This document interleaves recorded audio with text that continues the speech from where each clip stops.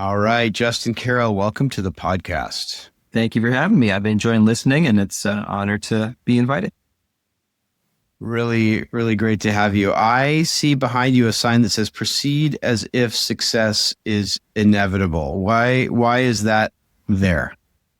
It's I love that. It's a little greeting card I found somewhere, and I have been a very worried person and an anxious person much of my life. And when it comes to my creative work, sometimes the default state is, this isn't going to work out. This isn't going anywhere, So those tapes play. And, that's a reminder. If you shift your mindset, you can have a different experience. Yeah. So, and when you get into those states, because I also have that sometimes as well, is that about like this individual piece I'm creating isn't going to go anywhere, or like my career as an artist isn't going to go anywhere, or both? That's a great question. I think that it's a combination of both. I think that, if I'm being honest, the underlying, tape that plays, for lack of a better metaphor, is that, you suck and you suck and nothing you make is good. And so, I've had to really engage and confront that type of thinking my whole adult life. And, people told me when you reach middle age, it's going to improve, and it has improved quite a bit. But it still is an active thing. And yeah, in the process of making something, there's a lot of continual editing and questioning that's going on. Oh, this doesn't look like what I saw in the MoMA. I love the voice that says, you suck and nothing you make is good. We should make a greeting card that says that, and just to get that out there as well, just to balance things. Right. We need both. We need the little angel and the little devil, right? I don't know if you've heard of that. There's a Hasidic teaching that says everybody should carry two different notes, one in each pocket. One note should say, I am dust and ashes. And the other one should say, the world was created for me. I love that. So there's something about that. You suck at nothing you make is good. Absolutely. I'm laughing only because every human can relate to that level of doubt. I mean, that's just part of the experience. So, anyway, that's why I wanted to ask you about that. Yeah. So I think I read about you, Justin, that you went to school and majored in art and then immediately changed course. Did I make that up? Almost. You didn't make it up. I was admitted to art school. I decided to go. I was going to go to art school at Carnegie Mellon in Pittsburgh. And over the summer before freshman year, I had a little existential crisis and thought, I don't think I want to do only art. And CMU is a pretty siloed university where if you're in the art program, you're in the art program, period. Same with drama, et cetera. And I was like, oh no, I want to, study text and do all sorts of other stuff. So I switched to the humanities school before I even got there, which was kind of a bait and switch I pulled on them. And then art just kind of went away for a long time. I don't know what happened to it. But yeah, that was the core. That was my real love from a young age was making art. And then I went in different directions. So were you were a creator from like age one? Were you one of these kids who was always painting and making stuff? I drew from as early as I can remember. And I have all sorts of old drawings that my folks kept. I was so obsessed with comic books. So I drew superheroes constantly, spaceships constantly. And I made up football teams and helmets and stuff and imaginary games, and I'd draw it all out. And that was the thing. Nobody had to ask me to do that. I was asked to do piano lessons, et cetera, but art was just the thing I just did. So what was it as the first day? So you apply to art school, you get into art school. Yeah. You've been a creative your whole young life. And then before you get to school, you decide you have a crisis. Well, walk us through that. Why did what was going on that you suddenly were not sure that you wanted this to be the center? Yeah, it's I've thought a lot about this, and I don't have a great answer. There's a couple of things going on there. One, I think, how can I put this concisely? I think that I was burned out on doing art in a performative way. I think that there's a way in which in our culture in the United States, right, general, there's a way in which kids can learn that their artistic or their creative stuff needs to be productivity oriented. Okay. So I have to, Meaning, do you mean by that it needs to be commercial? not necessarily, but it has to. I think I got into a mentality, and maybe I brought it into this world of I'm doing this to impress others, Yeah. right? I'm doing this for applause, Yeah. right? That was my sort of default state. I didn't know a different state. The joy of just making stuff by the time I was a teenager, I think was totally confused with I need to get an A on this project, right? Yeah. And so I think I burned out. And that was a piece of it. But also, I think I had a real terror of how will I make a living? How will I make a living? Like that's very common, right? I mean, that's good. I listen, a lot of art students probably don't think about that until 5 years after they get out of school.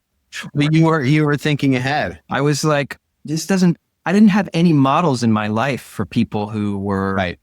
active creatives who were making a living. And I just didn't see the path. You know, I saw a path more as like maybe an academic, or my father was a salesman, or maybe I'd work in business somehow.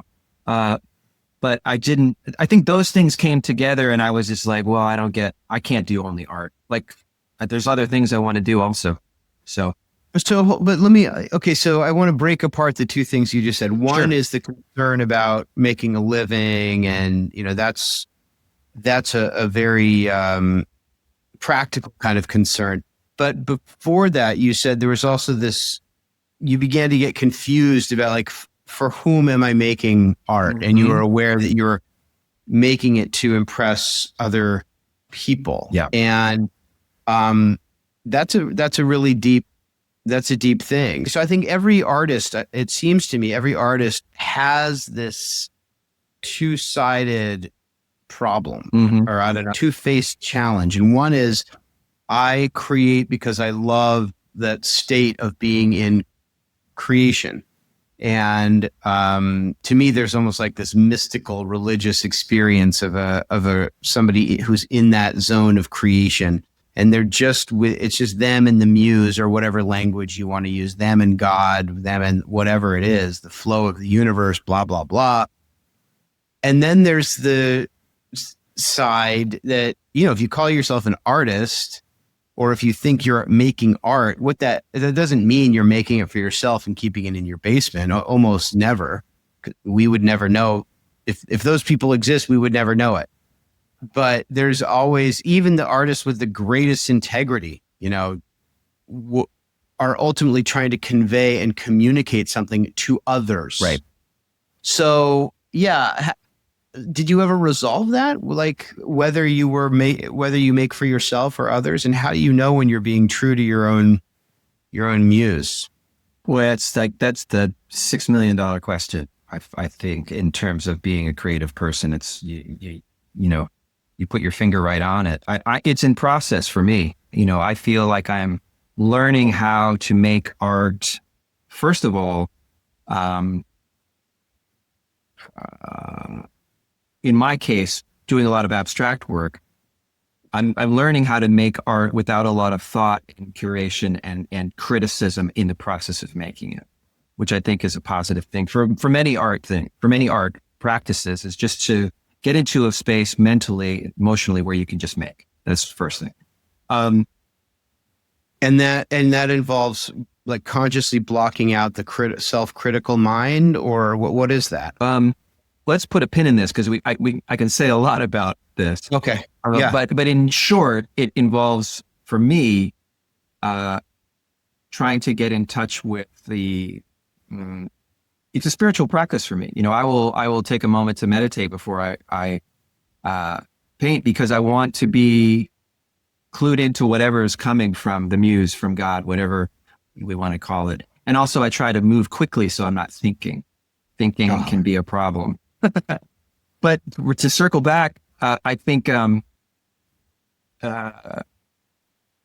okay, not to go over my history forever, but I grew up in a small town. I was a really smart kid, and I was talented at a lot of creative things, right?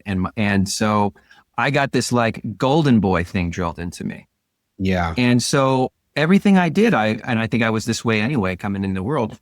I was trying to make teachers, friends, etc., all like, "Hey, nice job," and I didn't know how to do it otherwise. I knew there was another way, but I didn't understand. I didn't get it, and so a lot of my career has been trying to figure that out. Right, like, why am I wired that way? Maybe we'll never know.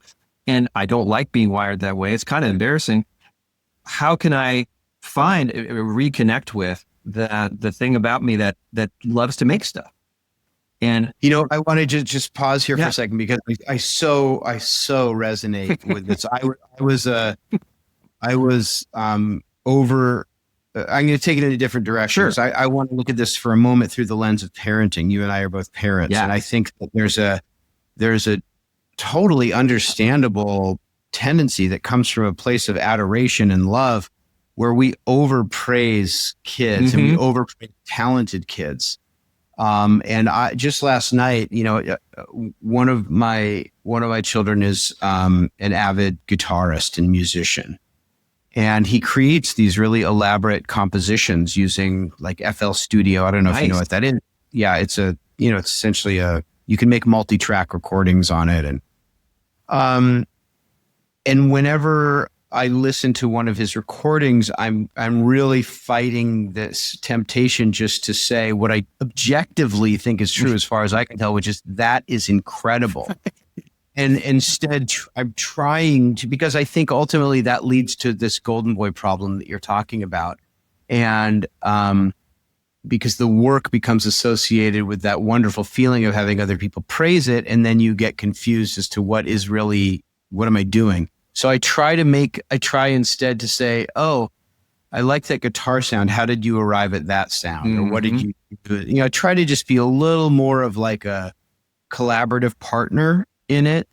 But that's not what I got growing up. I got praise, like, you are the young messiah or whatever. And it caused problems for me too. Yes. It was very tied to performance, right? Very tied to grades. God bless them. They were all the teachers and parents were doing the best they could. Exactly. But that's what I walked away with. And I think that to bring us all the way back, I think that I had whatever little crisis I had about art was like, I knew that art wasn't that. Art is not about getting an A on anything. Art is not about getting people to stand up and say, "Wow, you're a genius, fantastic." It's not that. And I knew that on some deeper level, but it was not, I had no experience of that in my daily life. And so I think I was just like, F this doesn't make any sense at all. If I can't make art the the authentic way that I intuit I could, then I don't want to do it at all. Right. And like in some funny way, there was some deep part of you that wanted to make art that maybe other people hated and you knew was good, but you didn't know what that looked like. That's what I'm discovering now, is that I'm not making what I consider ugly or transgressive, but stuff that I would never imagine, if I brought friends in here, they'd be like, I imagine they're going, "What the hell is that? What are you painting over there?" Yeah. That's good. That's a cool space to be in. It's kind of cool, right? Brief aside, have you ever read My Name is Asher Lev? I'm embarrassed to say I have not read that book. As a Jewish professional, as a rabbi, I feel like I'm supposed to have that one covered. No. Why do you bring it up? I believe I never knew anything about it until a friend told me about it. Okay, brief aside.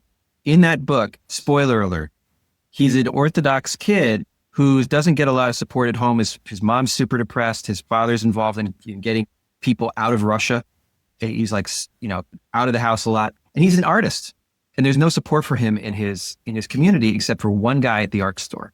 And he ends up his first art show, after all this training he does in secret, is he ends up painting a realistic photo of his depressed mother, who always sat in the living room with the blinds drawn, in a crucified position in the blinds of the living room. and he tells no one until everybody shows up to the show. And then he's basically exiled from the community. Wow. Right? Because of the crucifix Because shape. it's so transgressive, right? Mhm. Not only is he an artist, which doesn't fit in his community, but he's used Christian iconography about his own mother. Yeah. And from his perspective, it was like, listen, I had to do it. Like, that's what needed to be communicated from me. And that's a pretty dramatic example, but I relate to that a lot in that there were ways I wanted to be creative that I was like, this is not socially acceptable. I don't know any artists. What's an artist anyway? Like, I don't want to be a drug addict living in the Bowery. Right. Anyway. Right. Yeah. Like that's part. I don't want to cut off my ear and send it to someone. Right. Yeah. So, but there's, I mean, far be it for me to praise drug addicts in the Bowery, but like there's something to that. I think I hear you. Like there's some, I don't mean the unhealth. I'm not trying to be cavalier, but there's something about being kind of off the grid, off the map a little bit of other people's known maps, so that you're in terra incognita. There's something about being a little out there. There's something about having the courage, I think, to follow your own inclinations into unknown territory that might not fit with the people around you or the things you grew up with. And so there's something about being open to that. You know, I think there's 8 billion different kinds of religion. Everybody's an individual, unique soul. Everybody's got their own way to progress through the world. And so if you're following that, you might be going off into some weird places. And I think that, as an aside, I think that makes a lot of artists prone to coping through drugs or extreme behavior, right? Because of the kind of existential loneliness that comes with that. But also I think because they're tapped into something. And sometimes that can be overwhelming. You know, you, when you're tapped into like sometimes a flood of intuitive stuff from some higher realm, which is how I think about it. I think sometimes like, I don't think Jackson Pollock could handle it. I don't think Basquiat could handle it. Like, at least they didn't have coping tools at that time. That we can argue about that from an art history perspective. But I think that there's under the best circumstances with a lot of support at home, right, and hopefully good grounding in your life, going in your direction wherever it takes you, I think is something that takes a lot of gumption, and a lot of us it takes us a while, and maybe we don't get there. You know. Okay, so very early on, like really before your art career started, I mean, before you arrived at art school, you saw this two-sided beast of art, or whatever we want to call it, and you kind of said, I don't know what it looks like to be an artist on the inside. That's maybe not consciously what you were saying, but that was part of your challenge. Yep. I don't know what it takes to create pure art. And you that question scared you or something, and that, along with the practical financial challenges, caused you to set aside and shut down art for a while. Mm-hmm. Yeah. And then you just like other things that people study in college, history and all that stuff. Yeah. I ended up with an English literature degree. I did a thesis in creative writing. I was doing a bunch of music when I wasn't in class. Okay. So there was some creativity. Oh, totally. Yeah. I just funneled it into different directions. I see. I'm an arts guy. Like, I definitely am interested in literature and history and science, but I'm always doing something artistic, something creative, I should say. So yeah, I was doing all that stuff. It just, the art stuff would just come up now and then. Like if I had to draw a poster for a show or something like that, Yeah, I see. Right. You'd find your moments, but by and large, it was no longer the defining center of who you were. Yeah. And that was puzzling when I thought about it. What happened there? Yeah. Yeah. And okay, so so how long was art on the back burner? 20 years. Okay. 20 years. Okay. And so tell us a little bit about how you then moved back into it, because now you are an artist. I mean, this is what you're doing in the world. You're creating. So tell us how you kind of found your way back. What did that take? And I will say, this is the first year I'm starting to say, okay, I'm a working artist. I'm comfortable saying that. It's a good feeling. I'd say about 11 or 12 years ago, I started dabbling. I'm like, I might want to paint again. I wonder what that would feel like. But it had no materials, had no, very foggy memories of all the technique and stuff. So I'd started dabbling. And then, as you know, I had a accident in 2015. I had a traumatic brain injury. And at the beginning of that recovery process, there was a lot of time in bed, not able to read or look at screens and just trying to pass time. So I started drawing sometimes. Well, I want to slow us down here. Yeah. Because when you say an accident, a traumatic brain injury, I don't think people, I want you to be able to articulate the gravity of this, and because it was really very significant. But before we do that, sure. What was happening in your life or in the world that you, before the accident, which we'll get to, you started drawing and creating and thinking, God, maybe I want to get back into this. How did that emerge? I think that's a great question, really. I haven't given it a lot of thought, but I think that at that time was a sort of a transitional point in my life. We just had our second child, and I was becoming, I had a career as a singer-songwriter, and I was out playing shows and recording albums and stuff. And it was starting to feel, it wasn't fitting. I wasn't enjoying myself. I wasn't coming off the stage feeling fulfilled. I was coming off empty. And I was very confused.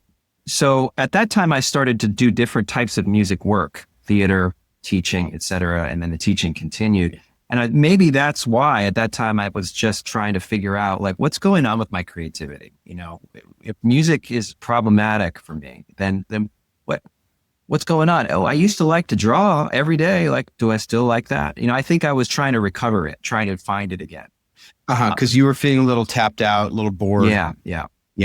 But that's interesting, because it's not like music isn't art, but it wasn't for you. You love music, but it's not. It seems to me the thing that's at the very core of who your authentic self needs to be. Well, it turns out, and we could talk at length about this, but my mom is a piano teacher, and she was my teacher, and I don't recommend that. I love my mom. We have a great relationship, but that was problematic. And so my relationship to music had these qualities we've already talked about of performativeness, productivity, and so by the time I got into my early 30s, I was like, well, wait, who's this for? What am I doing here? Like, when I'm writing a song, am I writing it for the radio? Like, it's something that I think many musicians face, especially in the age of streaming, is am I writing what I would write if there were no streaming? Am I writing what I would write if there was no radio? But of course, there is that stuff. So I need to shape the work in such a way. It's a whole ball of wax, and I think that because I was reaching a point with music where that was unsatisfying. I was probably starting to dabble and go like, well, wait a second. Like, I thought this was my career. What's going on? Maybe that original spark of visual art that I always did every day is still in there somewhere, and I should look for it. Got it. Okay. So now talk to us, if you feel comfortable, talk to us about what happened to kind of dramatically change the trajectory of your life. I mean, I don't think that's an overstatement. No, it's not an overstatement. It's a before and after moment. Basically, I met some old college friends in New Orleans. We were going to go see some jazz. We used to go meet in different cities and go hear music because we were all in the same a cappella group in college. And we rented an Airbnb, and the first night we were all walking up these external stairs to a deck that led into the Airbnb, and the staircase just collapsed underneath the four of us. How high up was it? I was up about 10, 12 feet probably.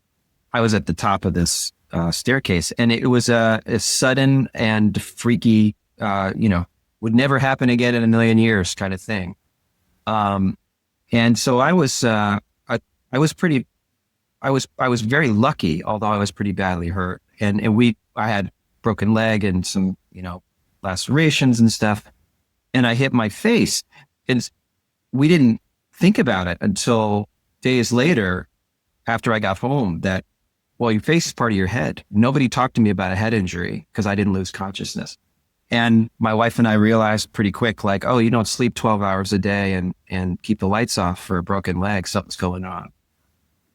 That was the start of a very long, this is 10 years now, very, very long recovery process, and a complete alteration to, my identity as a human, as a dad.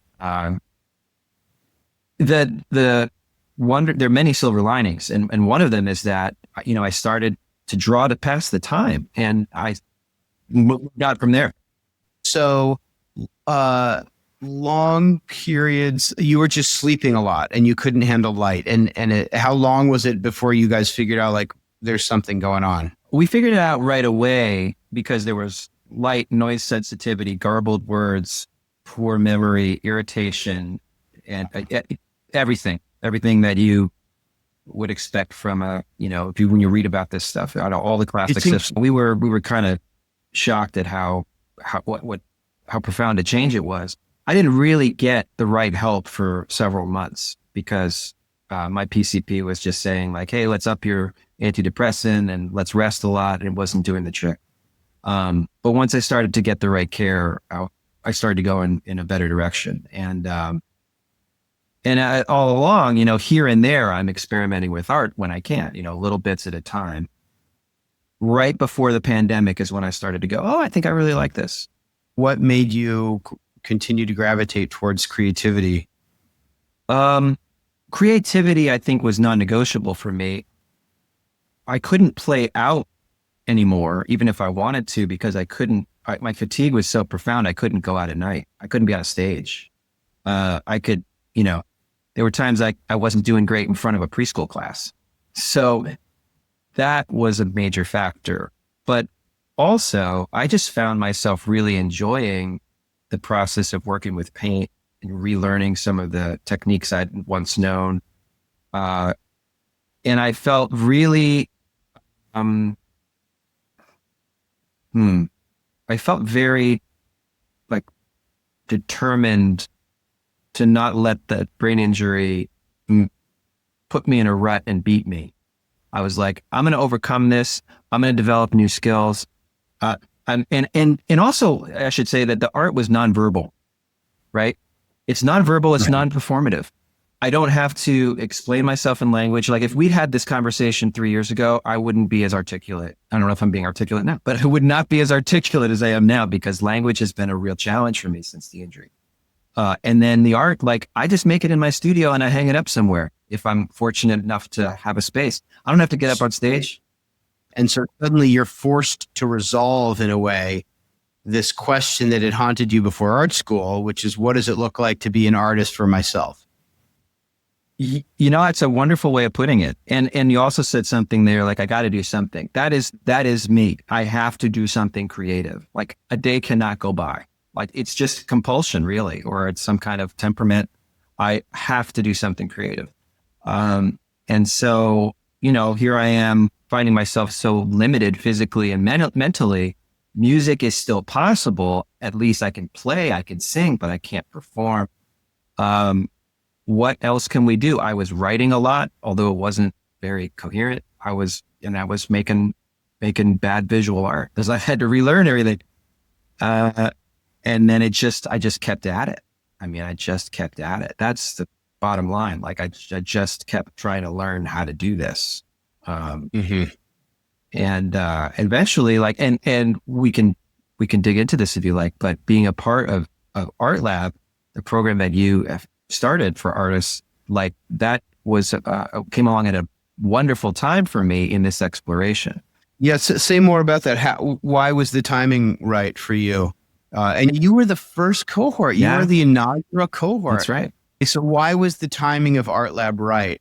for our inaugural cohort? I'd say I had been making a lot of art and I had shown it in cafes and stuff for a couple of years. But I hadn't done anything formal. I hadn't been part of any group. So just doing it in my basement. And the opportunity to join Art Lab was something that it was, I knew you, I knew some of the other people. It was not like applying to some kind of graduate program. It was something I felt like was within my power to do, given my limitations at the time. And it dovetailed with me really going like, what do I make? What do I like making? What's the visual language I'm working with here? And the process of having all of this dialogue with other artists of different genres and studying the texts and talking about what's the meaning here and the different interpretations we could all have. And then having a culminating show that I had to create work for, that was new for me. That was all extremely, it really turned the soil over for me, right? What's interesting though, Justin, is that you said at the beginning of that, like when you were listing the sets of questions you began to ask yourself, the first one you said was, what do I like? Yes, right. What do I like? Yeah. Yeah. So that's been, it sounds like that's been an fundamentally important question for you to resolve. I think that, if you've had the mentality of like, I better make something everyone else likes, then finding what you like, for me, it's been a difficult process. But, I just watched a clip of Rick Rubin saying, he thinks of the audience last. I'm making this for me. And that somehow has a magical quality, like making something very personal somehow makes it universal. And oh God, that is such an interesting and true, right? So true. Yeah. Because sometimes people want to shave off the weird particulars of their own experience when they're communicating them, but that weirdness is exactly what we all relate to. It may not be the exact same weirdness that you have, that I have, but we both have some strange particularity. And that's what really makes us understand that this work, whether it's music or art or whatever, is coming from another real human being. Right.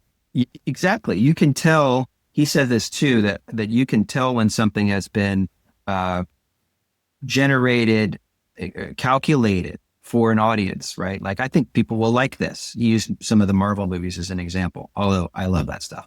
And I agree with that. And then you can tell when something is, I think, coming from an authentic place, that this person had to make this. This is what they like, and it resonates with the audience. Absolutely. I think that we all creatives can benefit from paying attention to that. What do I like? I just put a comic book character in my painting over there that, like as if I were 5 years old, and I'm like, that's pretty cool. I don't know why it's there. Right. But I like it. Right. So did you find, did the kind of work that you created after your accident, was it different in nature than the kind of stuff you did before? I think, the types of things I make now are similar to what I was interested in high school. A lot of abstraction. But I think that the accident made me, it recentered my thinking about, how can I put this? It made me a less overtly ambitious person. Let's get out there and make an impact. Let's, take every opportunity that comes our way. I couldn't, logistically could not do it. Because your body wouldn't, you were just too tired. That's right. Your brain wouldn't let you. Yeah. That's right. Right. And then that was that's a blessing really, because as a result, instead of I'm playing with my kids and I'm thinking about I gotta go, practice for that. I gotta go put out that marketing email. We all deal with some of that, but I was able to become a much more present, I think, human, dad, husband. I learned how to do that rather than have my head in all these spinning plates of all my different artistic projects all the time.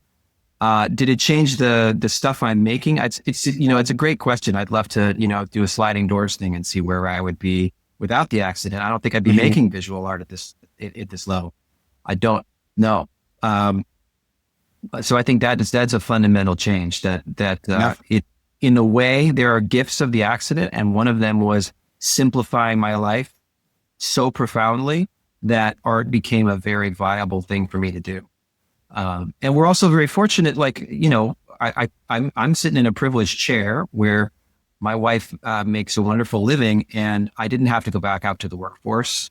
And that was incredibly helpful for both of us so I could recover, And now I can have a art practice and take care of the kids in the home and be the stay-at-home dad and make the art in those little interstitial moments. That works really, really well. So that is different too.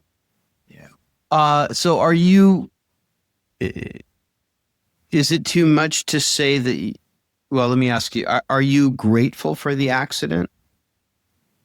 In a sense, I am. I would never wish it on anyone. I'm not happy it happened. But from the earliest days, I knew there was something potentially positive about it. Look, I have through my meditation practice and the things that I've read and studied, I really think of life as school. And I do have I'm persuaded that karma is a real thing that operates in our universe. And I'm not saying that, we deserve anything that happens, but I do believe that things happen to teach us things that we need to learn or that we need to shed. And who knows why particular things happen. But in my case, I learned so much and shed so much because of this event.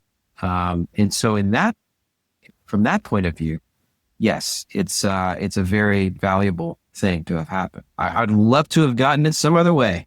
Right. Yeah.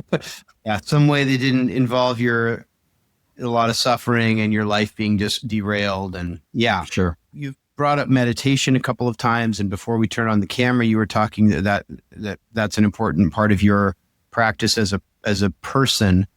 What role does meditation, if any, play in your creativity or just in your life? Yeah. Thanks for asking this. Meditation's core, like it's my primary, how can I put it? It's just the core practice in my life. Like I just try to meditate every day. And it doesn't have a strong over role with my art. Although before I work in the studio, I do try to center myself. I do say like, okay, God, I'm a God guy. I say, okay, God, this is yours. You're the doer. I'm going to do it, but you're the doer. You're going to, whatever needs to come through me I want it to come through me now. And I'll make choices on the canvas, but I want to be hooked up to you. And whatever you want to make, we're going to make. Now, does that mean God wants to make this weird abstract painting? I have no idea.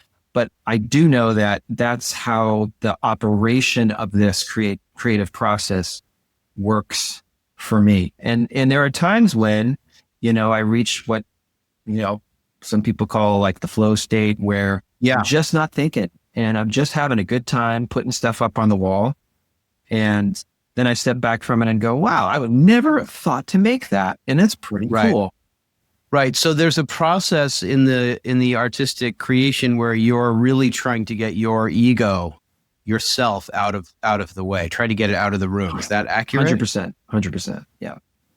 I mean, isn't that what meditation is? Yes. I mean, that is a form of meditation. Yes. It's very similar. There are a lot of similar qualities to it.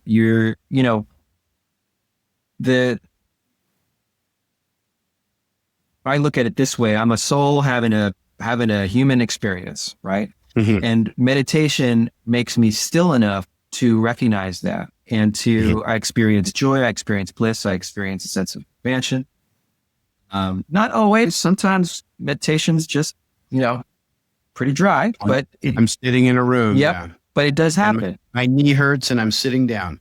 And then, when I've spent time in that kind of space, I can come to my art and I feel less cluttered in my head. I feel more clear. I feel just like the flow is easier. And I feel like, I don't have as much like, debate going on mentally about what I'm doing.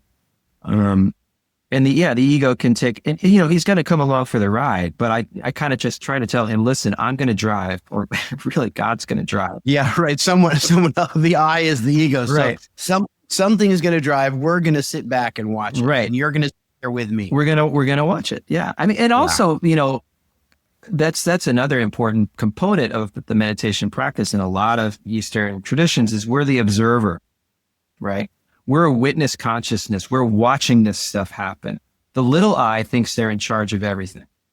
The little I wants to plant a flag and get the applause. And the larger I is like, it's just, is watching it and doing it at the same time. I don't know how that's true.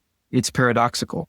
But when I bring a witness consciousness to making the work, like, let's see what happens. I guess you could call it curiosity too, just plain curiosity. Let's see what happens if I use this tool in this way with this color. Maybe they'll suck, and then paint over it. I'm learning how to do that. Man, I love that. I have a little bit of envy about that, about having that practice and reaching. I assume you're not always able to tap into that when you're painting. No, that's a high level. It's an ideal, right? And there are days where it looks like crap and I'm not feeling connected. And yeah, absolutely. I just feel like, I've studied a lot of people on YouTube and read a lot of books, et cetera. And I'm like, how do they do that? How do they get into that state where it's just flowing? I've been at it maybe 7-8 years now. Okay. And now I feel like sometimes I'm experiencing that, but it's taken a lot of repetition. Yeah, sure. Wow. So incredible. This question, it seems to me that you've rounded the bend on this question of how do I create for myself?